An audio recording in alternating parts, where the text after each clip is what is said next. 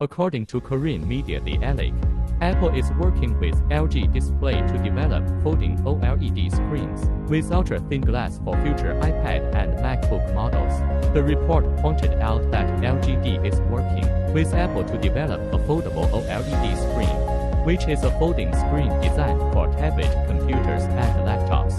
And the screen protection layer is made of ultra-thin glass instead of polyimide. After LG supplied Lenovo with the ThinkPad Xe4's first foldable laptop screen in 2020 year, the company will supply Hewlett-Packard HP QUS with a 17-inch foldable OLED laptop screen this year. The size of the folding screen developed for HP this time is 17 inches, and it is 11 inches when folded. This is a 4K screen resolution screen with UHD. LG Display plans to start mass production of the panel in the third quarter, with an estimated output of 10,000 units.